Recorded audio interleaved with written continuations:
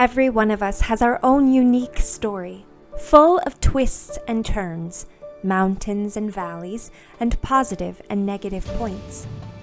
Underneath your story, God's grace shows up at work in your life, calling you towards something great, whether it's big or small. Your story isn't alone. Woven into your unique story is your community, other people's stories, and the story of God's family, the church. Join us for this 3-week series as we share our stories, our Jesus stories, our call stories, and our church stories.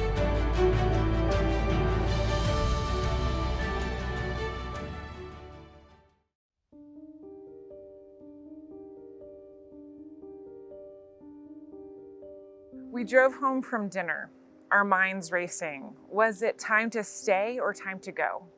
We had just come to the world-altering decision that it was time to leave the place we had lived for the last 10 years. By now, you've heard my Jesus story, where I asked the question, can God be trusted? After a season of pain, I didn't know if God was good and worth following. It was a literal, undeniable experience of His presence that convinced me to follow God. And you've heard my call story, where I asked the question, if I'm a woman, can I be a pastor? I grew up in conservative evangelicalism, and my life felt directionless until I was ready to hear God's call on my life to become a pastor. Now, if you didn't hear those stories, they are on YouTube. Randy, our videographer, did an amazing job filming and editing them. They're worth your time to go watch them. And today the question is, how did I wind up here in Lansing? But really, the question underneath that is, should we stay or should we leave? Can we risk leaving everything we've ever known for the hope of something better? I grew up in a small town outside of Raleigh, North Carolina. I was born in Raleigh and I lived in the area until I graduated high school. I went to college at East Carolina University in Greenville, North Carolina.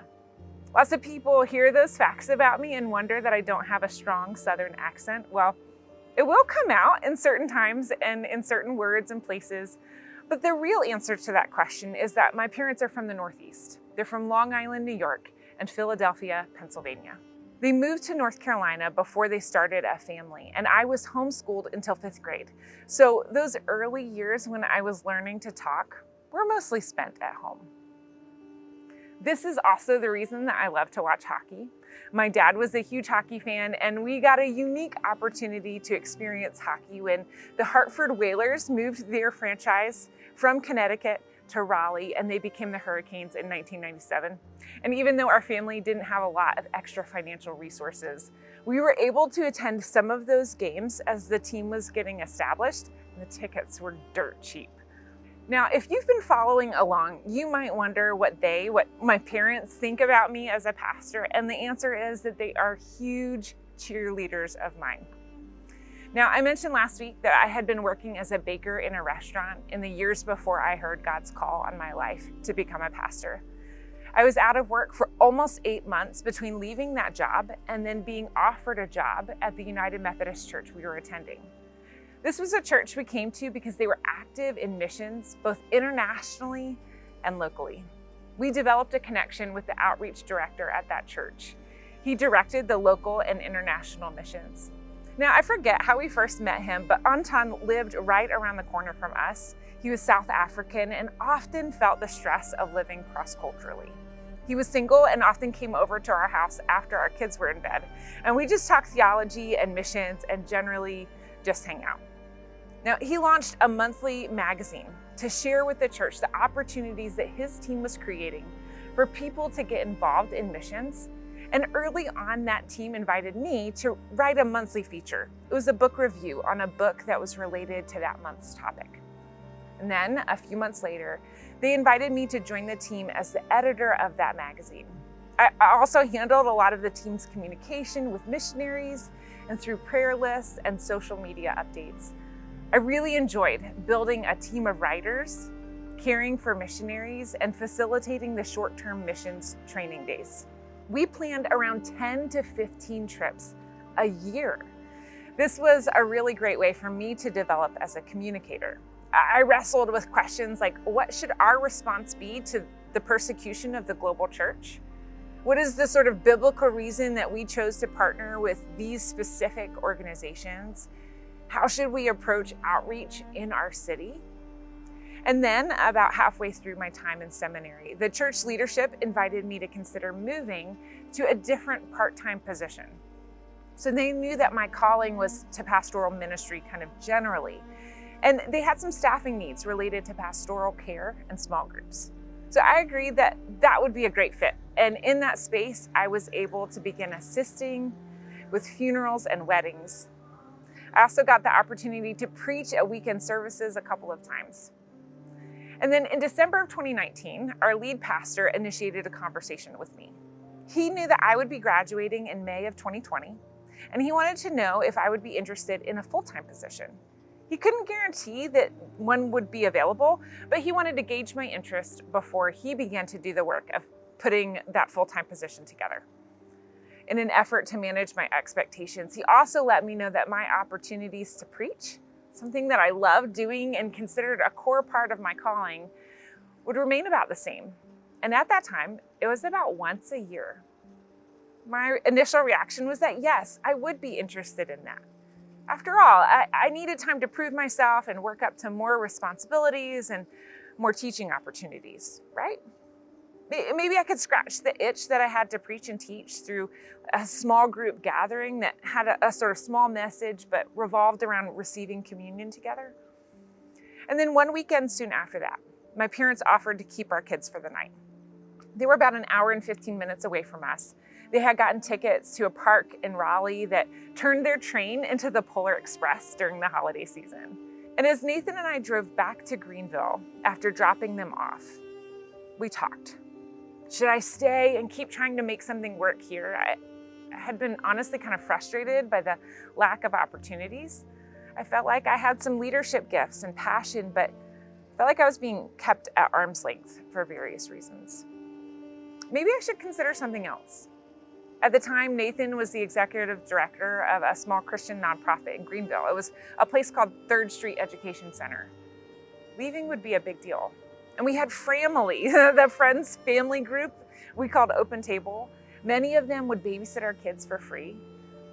Our boys had gotten connected to an after-school and summer camp program designed specifically for kids with their diagnosis that ran for free. Leaving would be a big deal. I had never lived outside of Eastern North Carolina. It was all I ever knew. And my parents were just over an hour away, willing to keep the kids and help out when we needed it. Leaving would be a big deal.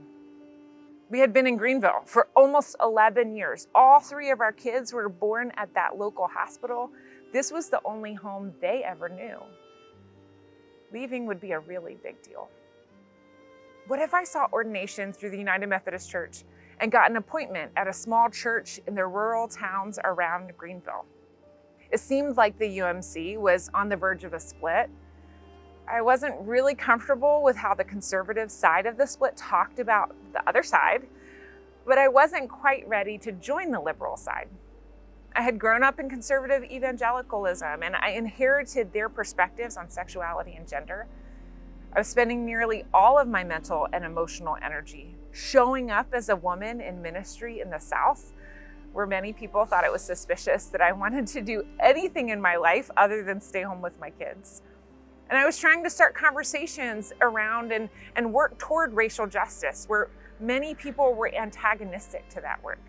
I just didn't have the bandwidth to read and study passages in the Bible related to sexuality. So I didn't challenge the conservative side, except to say that the way they talked about this felt so similar to the conversation that I grew up hearing about women in ministry. How those people didn't take the Bible seriously, how they were being swayed by the culture. But at the end of the day, I thought that getting involved in a small rural United Methodist church would allow me to get some experience leading. I could preach regularly, like we wouldn't have to move. Nathan could stay at his job. The kids would have their support. We'd still have family nearby. This could work. And then Nathan said something I'll never forget. He said, "I think my time at 3rd Street is coming to an end." All of a sudden, the possibilities seemed endless and overwhelming. If his job wasn't keeping us here, maybe we really could consider a big move. Should we stay in the South? Should we go to a city? Should we stay rural? Where could we thrive? Did such a place even exist? And then we went to dinner and we just talked through it all. And we came to the conclusion that we would move. We weren't sure where, but the more we talked, the more moving out of state sounded appealing. What if we even moved out of the South and I didn't have to justify my presence in ministry in every work conversation? I remember after dinner, we walked to an eggnog pop-up place. Yes, this was an eggnog pop-up place. It was a seasonal restaurant that sold specialty homemade eggnogs, some spiked, some flavored. It was amazing. And since we didn't have the kids with us, we just wanted to enjoy our time. We ran into some friends from church, and the news felt so big in our minds, and yet we definitely couldn't say anything. It felt like those early days of pregnancy when your whole world has changed, but you're not ready to say anything to anyone else yet. So you're talking to someone on the outside, you're trying to just be like normal, but on the inside, your brain has a neon light blinking. Pregnant, pregnant, pregnant. Except our brains were blinking, moving, moving, moving. We had just come to the life-altering decision that it was time to leave the place we had lived for the last 10 years. This was a really big deal.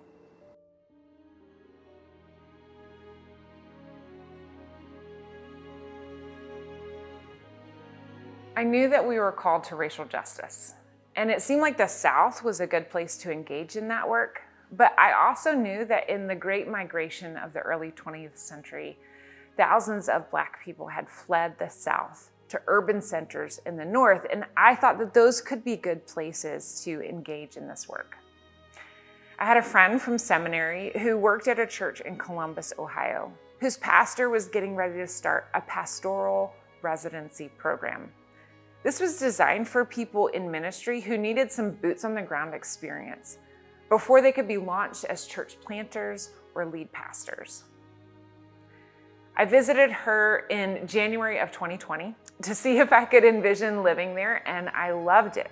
The application wasn't open yet, but I was excited by the possibility. Because Nathan was the executive director of this nonprofit, it was super important to him to leave well. He knew that it could take months for them to find a replacement, and he wanted to give them plenty of time. Because we lived in a relatively small town where everyone knew everyone and everyone talked, I knew that if he gave notice, I would also need to give notice. So in February of 2020, we both told our jobs that we would be leaving that summer. In February of 2020, we would both be leaving our jobs that summer. We didn't know where we'd be going, but we knew that it was time to go. And sometimes I just laugh when I think of the absurdity of that, like what was coming. And then when we sat down to tell our kids about it, we told them the story of Abram and Sarah, how the Lord said to Abram, "Leave your native country, your relatives, and your father's family, and go to the land that I will show you." We said that we were nervous and a little scared, so it was okay if they were too, but that we felt like we needed to obey. As soon as the application for the residency program opened in Columbus, I applied. But I also didn't want to put all my eggs in that basket, so I started browsing job boards like Slingshot. Slingshot is the recruiter that you all hired to find me. Now, I found a posting for a campus teaching pastor in Chicago. It looked really intriguing. And from the post, I could tell that the person they hired would be preaching regularly on a team working with other leaders. They would have significant freedom to lead a small location of the church. This seemed like it could be a really good fit for me. It would definitely be a growing step for me, but with the team environment, I felt like it would be really good. So I applied. I quickly connected with the staff from that agency, and I was one of 3 candidates presented to Community Christian Church. The church wanted to connect with me, and I had a few interviews with them over Zoom. Fun fact, This is the first time that I ever used Zoom. It was in the interview process. I even did a test run beforehand because I was anxious about using it and didn't know how it works. That feels like a really different world, doesn't it? And then in the second week of March, they called my references. I was terrified, but also I was so excited. What was going on for you the second week of March in 2020? Now, they were hoping to have someone on site by Easter, which felt impossible for us, but it also meant that they were eager to move quickly. I was certain that within days they would be contacting me to work on details for in-person interviews. And then the world shut down. Good evening and thanks for joining us. The World Health Organization has now confirmed what many epidemiologists have been saying for weeks. COVID-19 can be characterized as a pandemic.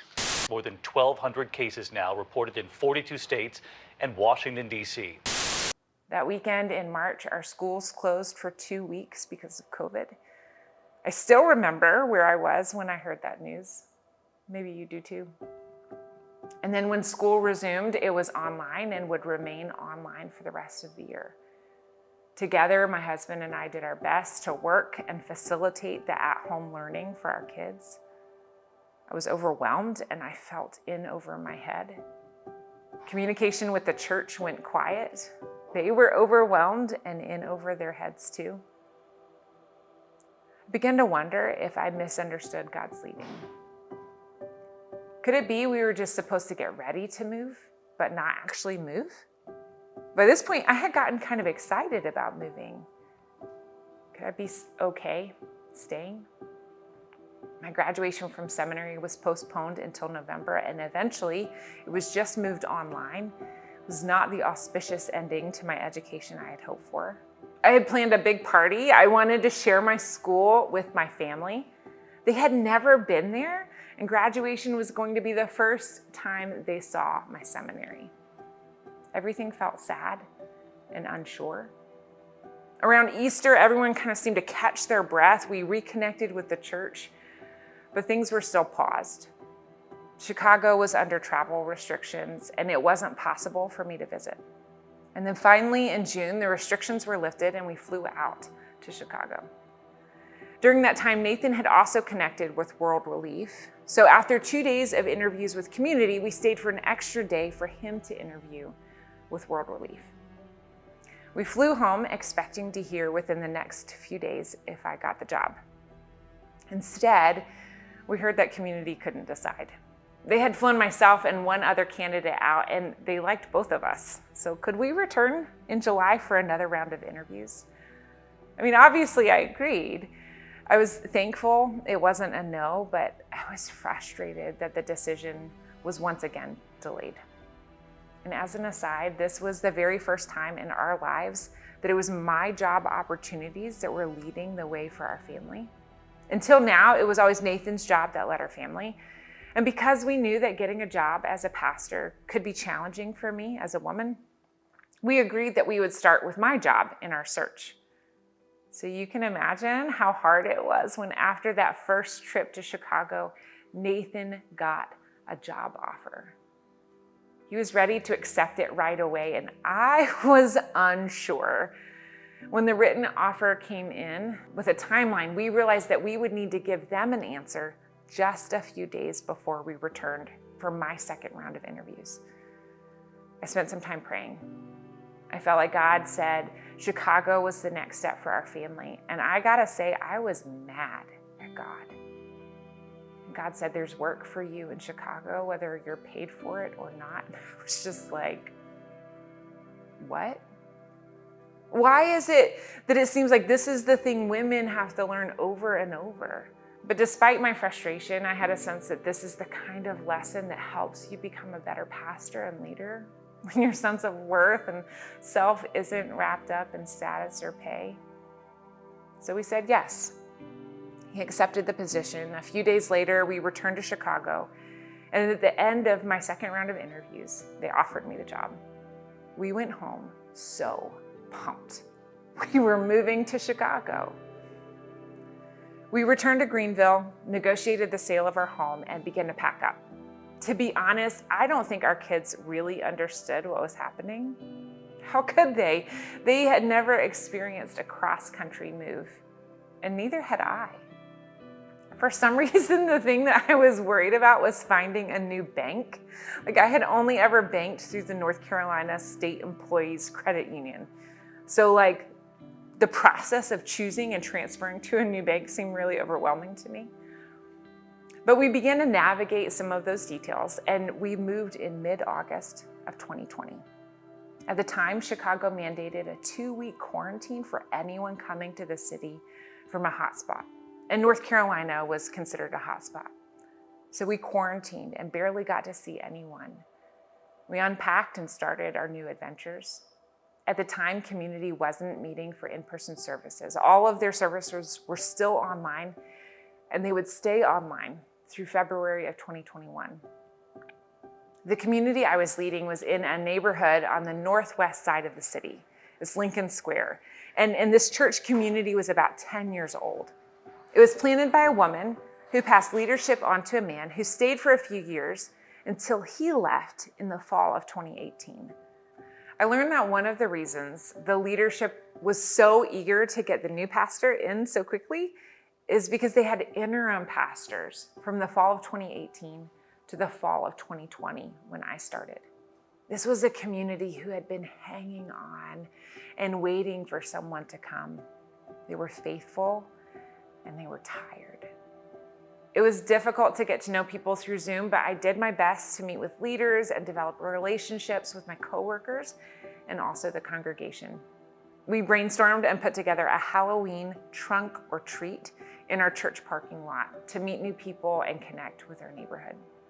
And then in January, we walked the neighborhood and hand-delivered postcards to people who were part of the church with information on how they could get connected. It was so exciting when we began to meet in person again, but we continued to face major challenges. There was caution about COVID from individuals, in addition to mandates about COVID, like mandatory reduced capacity for gathering and masking in public spaces. And this made personal connection difficult. I don't pass any judgment on the caution or the mandates. People were doing their best to stay safe and protect vulnerable people and their families. Many people personally knew folks who had died at the beginning of the pandemic.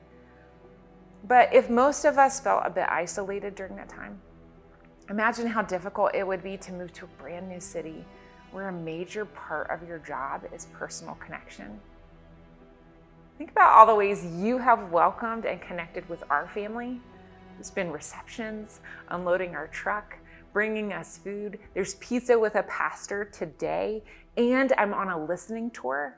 We didn't get to do any of those things. And as in-person services resumed, we began to realize that many people who had been holding on since the previous pastor left had taken this break offered by COVID to move on. Many people moved to the suburbs where having a decent backyard was way more attainable. Some people found that they were carrying hurt from the evangelical church and they needed a different kind of experience. Maybe it was a first pastor job sort of naivete, but I didn't really let the numbers stress me. I was and am more concerned with internal metrics of success, like, am I loving well? Am I listening to the Holy Spirit? Am I having the conversations that I need to? Am I connecting with people? Do they feel loved and cared for? Than I am with external metrics of success, like, are our numbers growing? Are people giving, etc.? I mean, actually, it was probably less naivete than it was the simple fact that other people on our staff team were taking point on the bottom line of the budget. They were carrying that burden. I could see that it looked like the weekly budget for our location looked okay. And so I just kind of chose not to internalize the stress of it. I also really loved exploring Chicago. I loved going by myself or with my family to the lakefront. Seeing where the city kind of butts up against the lake was just awe-inspiring. I loved walking out my front door and having half a dozen local coffee shops inside a 10-minute walk. And then I loved running into people I knew at those coffee shops. I described our neighborhood to people like it was Stars Hollow from Gilmore Girls. This is a quaint, walkable town that always seemed a bit magical in the winter, but it was in the city. And so there would be a big Christmas tree in our square where carolers and buskers would sometimes gather to play or sing. During our 2 years there, I began to recover my voice, which was just not always welcome in North Carolina. I grew as a pastor and leader. I was writing sermons collaboratively, preaching regularly, caring for people, and facilitating small groups. During my years there, I also began to feel more urgency and bandwidth to study passages in the Bible related to sexuality and gender. There were a few gay people in my congregation who were faithfully following Jesus. And there were questions that seemed to be popping up around me that let me know that I really needed to know what I thought, not just what the church I worked for thought. So I reached out to some colleagues who I thought would be safe to help me process. I found some books and podcasts, I read my Bible, and I journaled. And I came out on the other side of that journey affirming and also nervous. I wasn't sure what this new perspective would mean for my longevity at the church. I didn't want to leave. I loved the people that I was serving. I knew that they had waited for 2 years to find a pastor. I couldn't leave them after less than 2 years. And not only did I really love Chicago personally, but I couldn't fathom picking up and moving my kids so soon after moving to Chicago. So I resolved to stay as long as I could. There was buzz around the church that things weren't looking good for the budget. In the 2021-2022 fiscal year, they intentionally budgeted a deficit that they planned to cover with savings. So the idea here is that we would give ourselves more time to get back on our feet. We were giving ourselves until Easter to decide if and what things would need to be adjusted. In other discussions, we were asking, there were 2 city locations and we were wondering if they should be combined. In some ways, the staffing needs seemed to fit well together. They didn't have a pastor at the time. We needed a kids ministry person and we could sort of fill in each other's gaps. But that decision was put off and the other city location found and hired a new pastor at the end of February. At the beginning of May in 2022, I got a phone call from my direct supervisor. He said that he and our lead pastor were going to be in the neighborhood that afternoon, and could we meet someplace quiet to talk? I knew immediately that something big was happening. The 2 of them didn't often travel into the city from their locations in the suburbs, and the only way that they would do that for a meeting with me is if this was going to be really bad news. As I prepared to meet with them and I let Nathan know what was happening, I fully expected to hear that they were closing my location. And I thought if they didn't want me to stay, they'd invite me to consider a campus pastor position in a small rural location. I knew that they had been trying to hire for that location. And then if they did want me to stay, they would get creative and offer me a position in the central office. And then over a plate of crispy cauliflower, they confirmed my suspicion that they would be closing the location I was leading. Then they added that unfortunately, there wasn't another position available for me. I was shocked and devastated. I was worried for my coworker, my worship arts director, who was very pregnant with twins at the time. I was relieved to know that she had been offered a position at the other city location. I asked about the timeline and was shocked again to hear that there would only be 3 more weeks of services. We would have 1 week where everything would go as normal. No one else would know what was going on, and I needed to pretend that everything was okay, which was impossible, by the way. I had to get someone else to teach that week. I hid at the back of the room and cried through the end of the service. And then 1 week where we made an official announcement, and the last week would be our final service.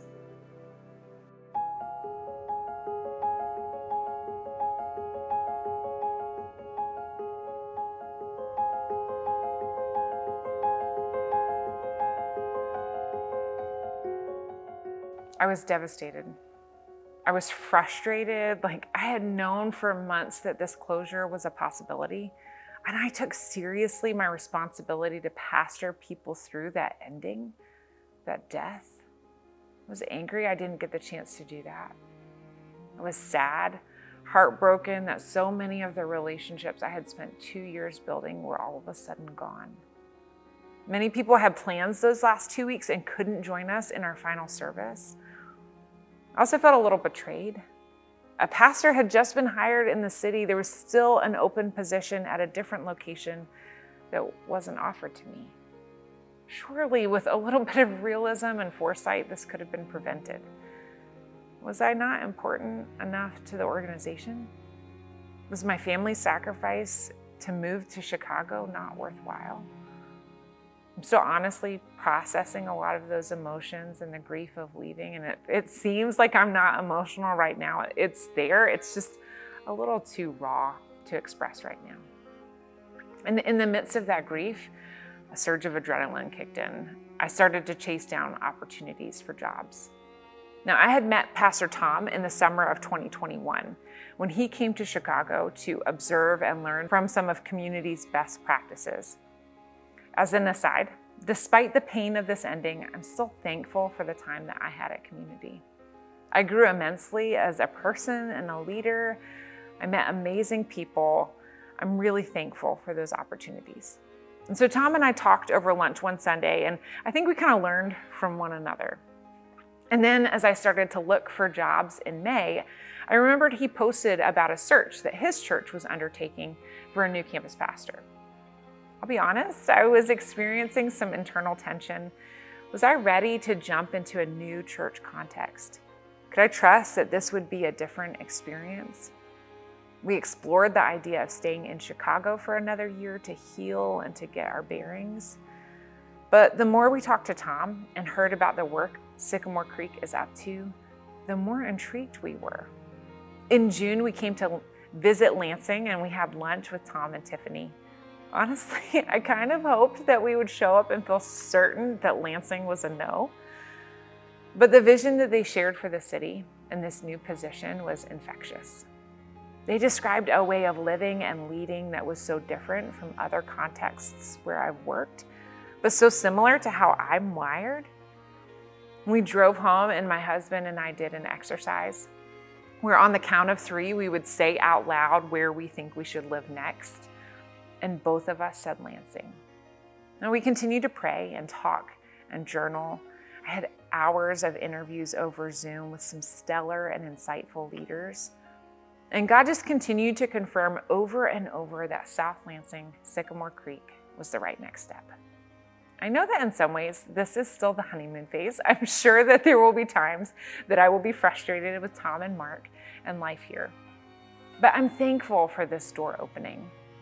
And sometimes I just stop and marvel that it was in a United Methodist Church setting that I experienced God's call to ministry and went to seminary. But then that I needed to go to a non-denominational church in Chicago for 2 years to be prepared for ministry in a United Methodist Church in South Lansing.